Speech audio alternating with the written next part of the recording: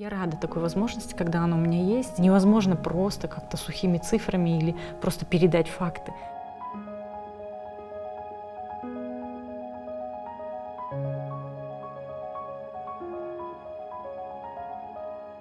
Қайырлы күн, құрметті Жұлдызай көрермендері, сіздермен бірге Жұлдызай подкасты және жаңа шығарылым. У нас в гостях сегодня Алия Келбекова. Алия, HR-директор холдинга BI Group. Добро пожаловать, Алия. Спасибо, что пришли.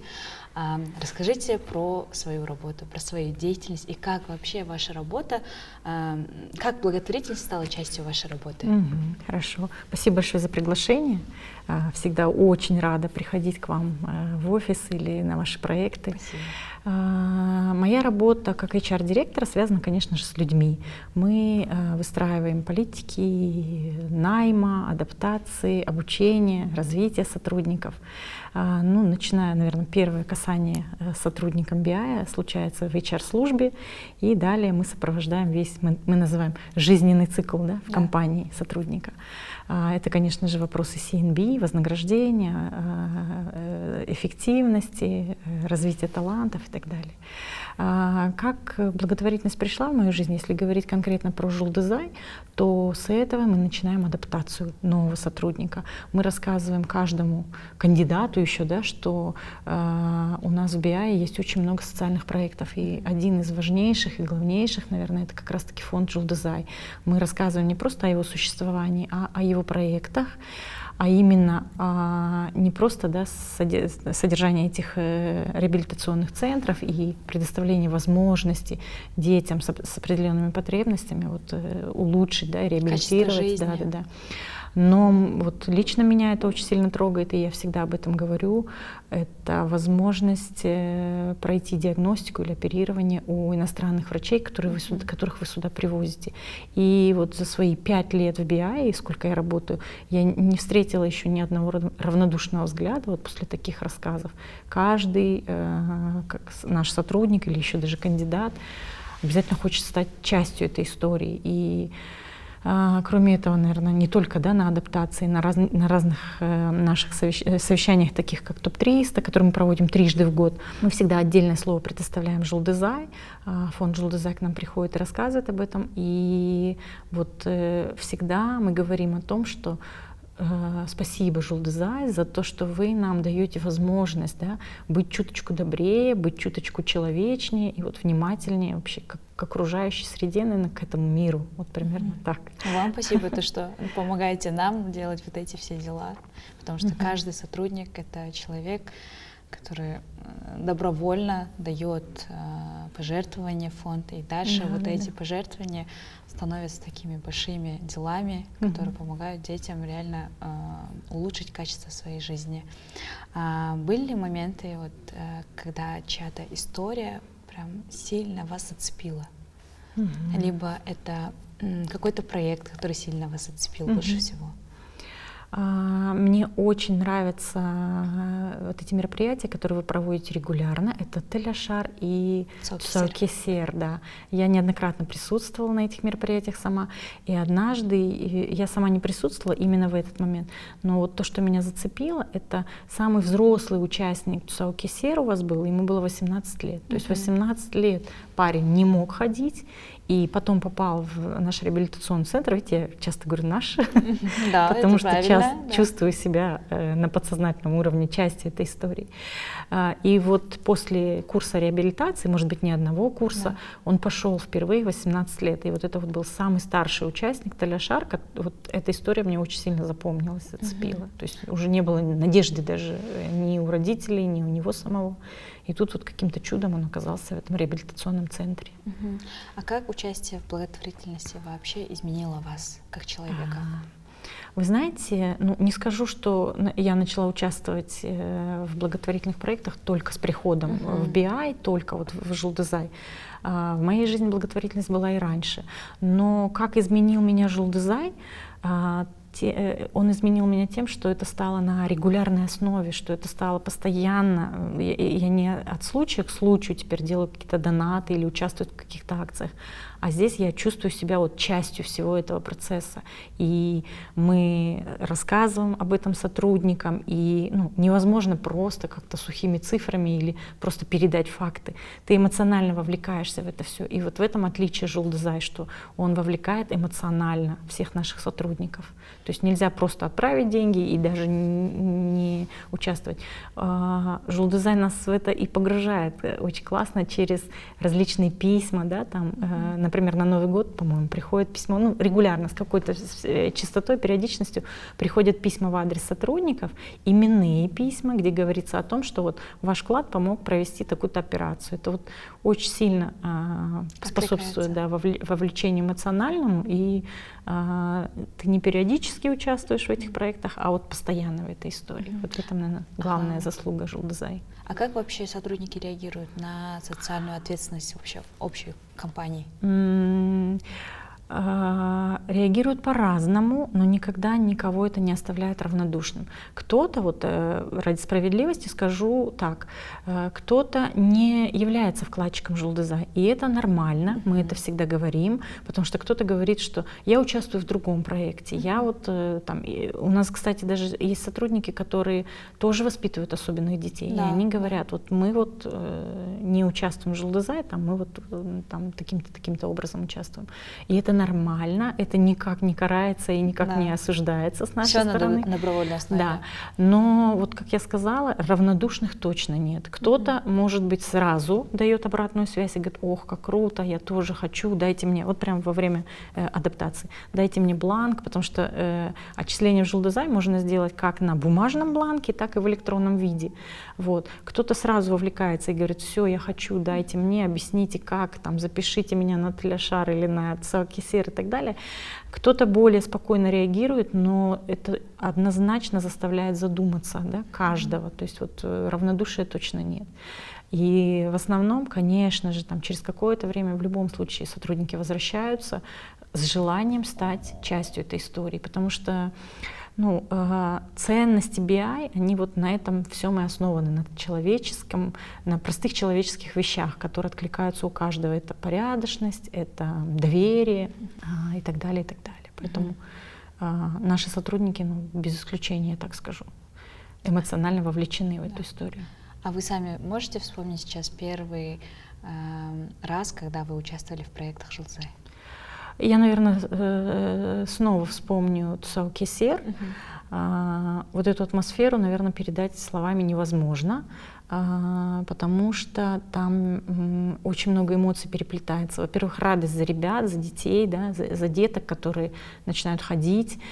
Это волнение родителей, которые видят результаты и просто там не могут скрыть это волнение. И это не знаю, глубочайшее уважение и преклонение к сотрудникам фонда, к сотрудникам реабилитационных центров. Поэтому это вот гамма эмоций, которые испытываешь именно вот участвуя в таких проектах. Нас часто приглашают, мы отправляем часто сотрудников своих, и вот тоже ребята оттуда возвращаются немножко задумчивые, я так скажу. Эмоционально стабильные. Эмоционально, да, эмоционально это очень сильно трогает. А вы сами верите в эффект бумеранга добра? Вы знаете, если честно, я вот не задумываюсь об этом. Для меня, наверное, это не важно. Из моего детства мультик есть, помните, «Делай добро и бросай его в воду». Вот я как-то вот так воспитана. То есть, возможно, он существует, возможно, нет, но уж точно, наверное, не должен влиять на наши поступки, вот эта вот фраза, да, там «бумеранг добра» и так далее.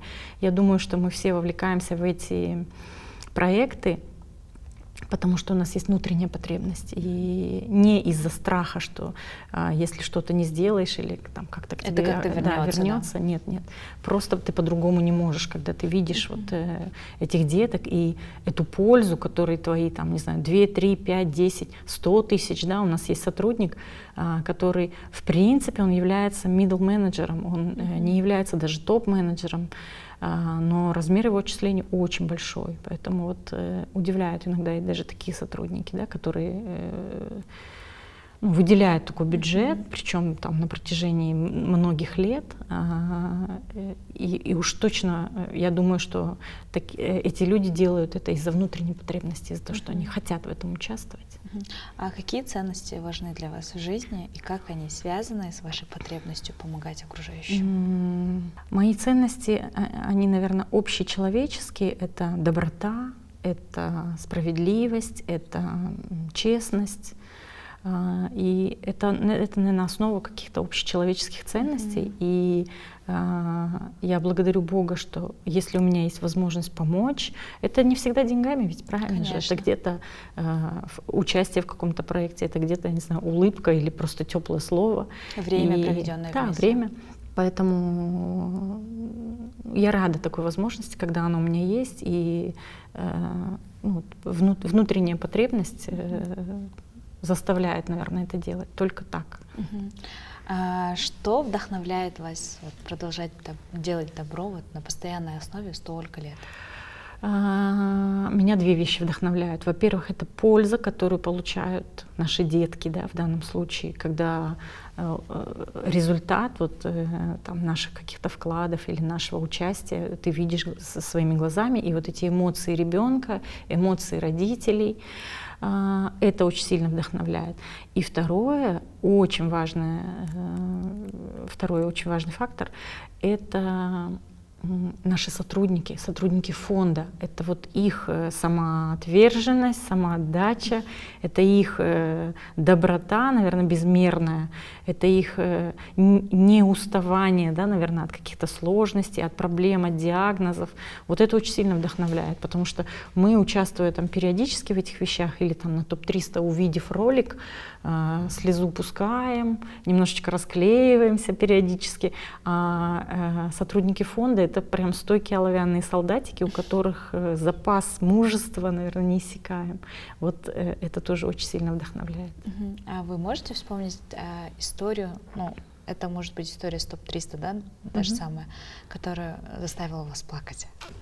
Вы знаете, на ТОП-300 плачут все, несмотря на то, что у нас 70-80% мужчин в коллективе, на ТОП-300 плачут, наверное, 90% аудитории.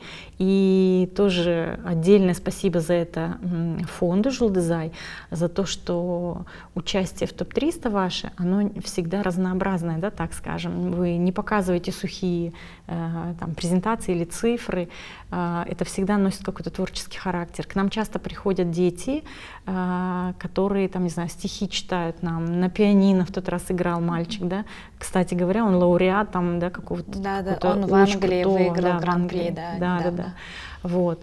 И, ну я же говорю, вот 90% аудитории у нас смахивают слезу, суровую мужскую слезу. Это, наверное, вот гамма эмоций, в том числе, наверное, от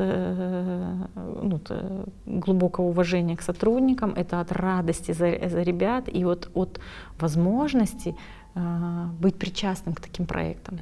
Вот это вот очень важно. А чему вас научил опыт участия за все эти годы, именно в благотворительности? Я бы так сказала, вместе мы сила. Да? Там минимальные взносы сотрудников у нас около 2-3 тысяч тенге. То есть на 2-3 тысячи тенге, если мы даже то есть что-то, не знаю, там бабушке какую-то продукты купим, большого такого эффекта это не окажет. Но вместе мы сила, и мы это понимаем, и когда нам удается собрать большие бюджеты и, не знаю, привести какое-то светило, да, там, хирургии, например, к нам в Казахстан и несколько там, десятков, да, детей прооперировать, вот эта вот мощь, она вот меня этому научила, что умная благотворительность, вот она такая. То есть это не так, что один раз помог и хватит. Это вот постоянная работа, постоянные пожертвования. Есть ли какие-нибудь добрые истории, которые связаны с благотворительностью? Может, ваша, может быть, ваших сотрудников, может быть, у близких людей каких-нибудь? Мне кажется, вот каждая история, да, которую мы видим или слышим, или причастны через Жулдызай, каждая эта история, она особенная. Я бы рассказала, наверное, об опыте своей дочери, которая, учась в нише, тоже стала вовлеченной в эту всю историю, ну, то есть в благотворительность. И когда ты фокусируешь свое внимание на чем-то, ты замечаешь, что все это происходит вокруг, правильно же, да, мы говорим, когда там ищешь какую-то информацию, она к тебе сама начинает приходить. И вот так же, наверное, получилось со мной. Работая с Жулдызай, я стала натыкаться везде на эти истории, да, благотворительности, помощи, донатов, особенно там связанные с детьми и так далее. И вот моя дочь, учась в нише, они тоже постоянно участвуют вот в таких акциях. И там, не знаю, начиная от питомников для бездомных собак, они ездят в дома престарелых, в дома малюток, в детские дома. И ну, вот если раньше, наверное, там, не знаю, может быть, в детстве, может быть, в ранней юности для меня это было что-то такое выдающееся, да, то сейчас я замечаю, что очень много людей помогает больным детям, пожилым людям. То есть я очень рада, что сейчас вот история благотворительности это становится нашей какой-то частью повседневной жизни, и это прям здорово. И... То есть это с малых лет прививают, да, всем? Все верно, да. Это очень здорово, я думаю. Классно. Перед Новым годом у нас постоянно проходит акция «Елка желаний». Да. Вот можете рассказать про опыт участия в этом проекте? Я так скажу, с этим проектом «Елка желаний» есть одна большая проблема. Нам всегда не хватает писем, да, вы знаете. Мы с каждым годом увеличиваем вот число писем, которые вешаем на елку, и каждый раз вот через день мы приходим обратно на эту елку, а там ничего нету. Все правильно. Это тоже меня радует, как HR-директора, да, насколько наши сотрудники неравнодушны. Действительно, вот с этой елкой из года в год у нас одна проблема, что через 2 дня писем нет, и мы начинаем звонить и говорить, нам еще нужны письма, там, и так далее, и так далее. Здорово, да, что так происходит. Может быть, там не так хорошо, что это раз в год у нас, да, вспоминают люди. Но елка желаний — это вот всегда такой особенный момент. Сотрудники этого ждут, они распределяются, кто будет с кем, да, кто-то берет одно письмо, кто-то складывается с отделом. И вот это очень сильно еще и объединяет наших сотрудников, да, то есть такой вот тоже элемент корпоративной культуры, сплочение, тимбилдинг наш, когда совместно они формируют там какие-то команды, кто будет помогать этому ребенку, едут, ищут, да, там, желаемый подарок. Они еще одеваются в костюмы Деда Мороза и Снегурочки. Потом они одеваются в костюмы, едут домой к ребенку. Это все, кроме освещения просто на BI-Life, проходит во всех чатах и обсуждается, там, не знаю, около месяца, наверное, да. Все делятся эмоциями. И вот еще раз, наверное, повторюсь, спасибо за такую возможность быть причастным вот к этому празднику, к этому волшебству, в том числе вот новогоднему волшебству для деток. А как меняются сами сотрудники после того, как участвуют в благотворительных акциях? Очень сильно меняются, я же говорю, добрее становятся, глаза горят, и кто-то вот очень сильно задумывается о ценностях, о важности каких-то вещей, да, но равнодушных нет, это точно. А какие еще другие благотворительные акции проводит вот компания? Вот сегодня, вчера и сегодня проходит у нас День донора, его тоже мы периодически проводим. У нас есть в преддверии Дня пожилого человека, мы формируем там корзины и навещаем, да, престарелых, не знаю, там наших соотечественников. Ко Дню Победы мы берем в акиматах списки ветеранов, да, к сожалению, их становится все меньше и меньше, но тоже готовим корзину, готовим продуктовые какие-то там ящички, да, посещаем, поздравляем, и сама продуктовая корзина, наверное, 10-20% только внимания и вообще ценности представляет собой. Основная ценность этих акций — это внимание, которое мы можем подарить взрослым людям. Это официальные акции BI, но я очень много знаю, так сказать, акций единичных, может быть, от наших сотрудников. Я знаю топов, которые просто такой маленький камазик, да, продуктов закупают и раздают там на День Победы или на День пожилого человека. И это нигде не афишируется, но вот я же говорю, вот эта цепочка добра, она вот не останавливается, да, постоянно вот продолжается. То есть BI — это социальная ответственность не только перед детьми, это перед всеми теми, Абсолютно кто точно, хочет, да. кто нуждается в помощи, и кто Конечно. хочет внимания, да? Конечно. Что бы вы хотели, чтобы другие компании приняли у вас? Ну, я не могу, наверное, желать, да, им, но я думаю, вот наш опыт сподвиг бы многие компании на вот такие какие-то проекты. Ну, я не могу сказать, там, хочу, чтобы они переняли. Да-да-да. Возможно, у кого-то какие-то другие бывают проекты или акции, но неважно в какой форме, но вот эта вот атмосфера, да, добра, атмосфера благотворительности, было бы классно, если бы она была у нас во всех компаниях. То есть если бы каждая компания уделяла внимание вот, социальной ответственности. Это было бы вообще, здорово. что для вас благотворительность и что для вас доброта? Благотворительность для меня — это возможность. Возможность подарить частичку себя, да, там, во благо кого-то. То есть возможность участия в таких проектах, когда ты делаешь жизнь отдельного ребенка или отдельного человека чуть-чуть лучше, подарить ему какие-то эмоции. Да. И, кстати говоря, еще вот вопрос, кто больше получает, потому что у нас еще есть разные благотворительные акции, да, когда мы покупаем поделки детей, Да, да, ярмарки всякие. ярмарки, да. И вот эти эмоции, которые дарят нам дети, они примерно соизмеримы, поэтому в благотворительности еще непонятно, кто больше получает. То есть тот, кто донатит, мне кажется, он эмоционально получает даже примерно столько же, а то может быть и больше. Но доброта для меня — это качество, которое, мне кажется, которое является основой вообще человека, человечества, нашего мира. И, может быть, иногда мы забываем об этом, но это основа, которая есть в каждом человеке, я думаю. И это, как вы думаете, это навык или же это вот, доброта есть у каждого? Абсолютно точно верю, что это есть у каждого. И если кто-то об этом забывает и где-то не думает про это, не думает про это, то, мне кажется, нужно напомнить ему немножечко, раскопать это чувство в нем самом. Это абсолютно не навык, на мой взгляд. Это то качество, с которым мы рождаемся.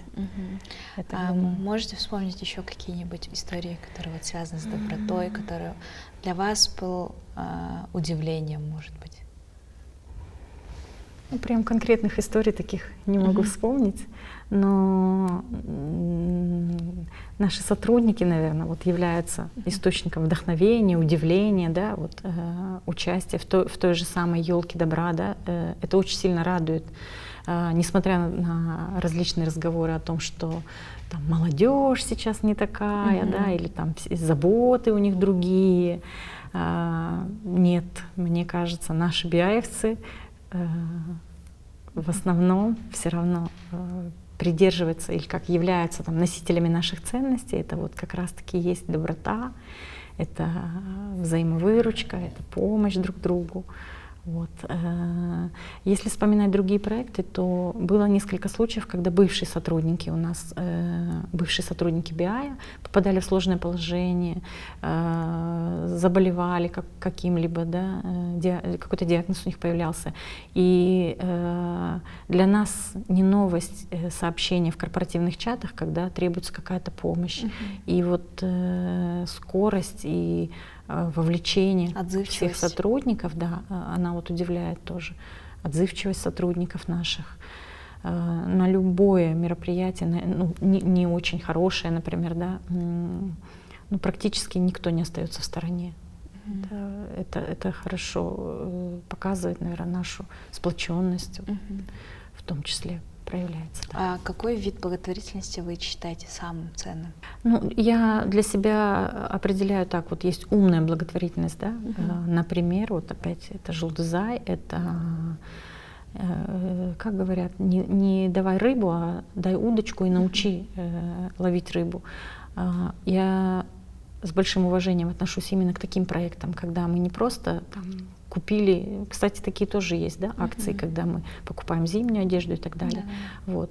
Но чуть больше, наверное, больше уважения у меня вызывают вот такие проекты, которые дают возможность долгосрочного да. эффекта и какого-то массового охвата. Да?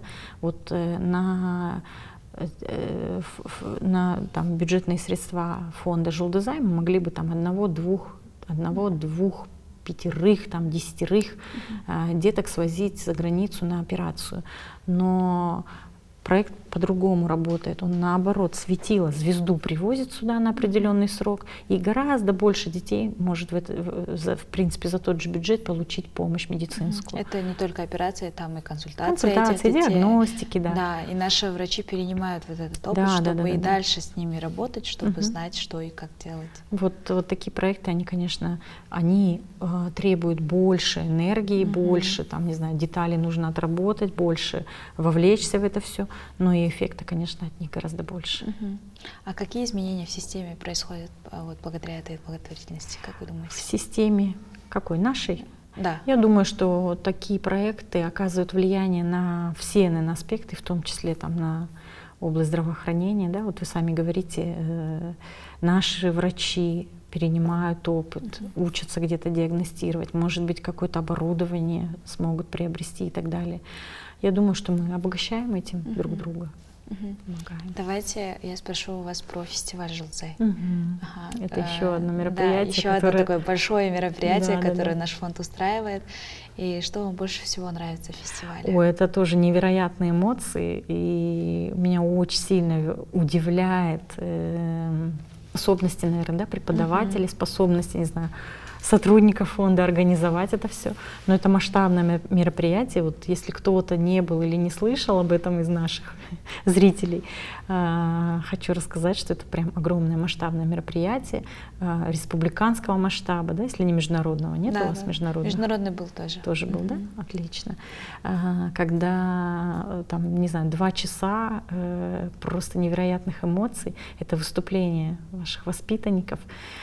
Что нравится? Охват и опять-таки возможность, да, возможность каждому ребенку почувствовать себя, там, не знаю, звездой сцены, обладающей огромным талантом. Вообще верю, что в каждом ребенке есть какой-то талант, и вот вы помогаете его раскрывать. Причем это настолько серьезно и ответственно делается. Это миллион, не знаю, тренеров, репетиторов, костюмеров, ассистентов, хореографов. Все продумано до мелочей, все продумано настолько детально. Вот, не знаю, такого уровня фестиваля, мне кажется, вообще редкость. А тут дети, и я была и за кулисами, и вот до начала. Дети, да. И это вот просто сплошной какой-то праздник эмоций для них. Это для них большая ответственность выступать перед такой аудиторией. Но это вот топ эмоций, мне кажется, которые они получают и которые мы получаем как зрители. А есть ли номер, либо дети, которые прям сильно вам запали в душу В этом году я была в командировке и не участвовала, но в прошлом году я очень хорошо помню лошкарей, очень хорошо помню мальчика, который выиграл гран-при, который сидел спиной к нам, потому что, ну, его такое пожелание, да, он там стесняется или как. Он играет на пианино и садится спиной к аудитории. Да вы знаете, каждый номер был уникальный, и я водила туда семью, я водила свою маму, и они просто вышли вот с такими глазами и сказали, как это можно сделать вообще. А у вашей семьи какие эмоции, вот то, что вы на постоянной основе занимаетесь благотворительностью? Ну, однозначно, я так скажу, они разделяют мои эмоции и мою вот эту вот страсть, да, и участие в этих благотворительных проектах. И по возможности тоже сами участвуют. Вот, во всяком случае, эти фестивали. Сын ездил со мной на Цокисер один раз. Вот, поэтому, ну, мне кажется, мы все часть одной истории. Большой экосистемы, да, добра. И что они перенимают? Я очень сильно надеюсь, что мои дети это все переймут, вот эту вот потребность помогать, потребность делать добро. Вы знаете, кстати говоря, вот сейчас на ум пришла песня из далеких там советских времен. Я добрый, но добра не сделал никому. Это, кажется, группа «Воскресенье». Так вот, можно быть добрым и не делать никому добра. И поэтому я очень надеюсь, что мои дети переймут именно вот эту потребность делать добро. Если ты можешь, если у тебя есть руки, ноги, если у тебя есть ласковое слово какое-то, если у тебя есть средства помочь. Если есть возможность помогать. Да. Вот я очень сильно надеюсь, что мои дети это тоже все впитывают и Классно. в свое время тоже будут это делать. А что вы говорите вот молодым сотрудникам, которые только пришли в компанию? Наша задача рассказать о фонде, вот, да? Рассказать о проектах. Мы никогда не давим и не говорим, ты должен стать там, частью, или там, ты должен донатить или отчислять. Он сам к этому придет. Наша задача рассказать, потому что многие не знают об этом, многим недостаточно просто сказать, что это благотворительный, корпоративный благотворительный фонд. Мы всегда стараемся рассказать о проектах, об операциях. И вот на наши топ-300, когда приходит там Жулдызай, всегда рассказывает о каких-то конкретных операциях. Да? Иногда это интервью с мамочками. Вот важно эмоционально вовлечь, да, понять, и дать понять, что твои там 2, 3, 5 тысяч, они могут дать такой эффект, который изменит жизнь одного конкретного ребенка. Вот эти теннисные шарики, эти, не знаю, различные методы, это как раз-таки помогает вовлечению. Потому что не все понимают и все вовлечены в работу. Да. И иногда перезагрузка, она тоже важна, я считаю. Спасибо вам, Алия, что поделились, что рассказали нам все. Всем спасибо, кто досмотрел этот выпуск до конца. Подписывайтесь на наш канал, ставьте лайки и ждите следующих выпусков.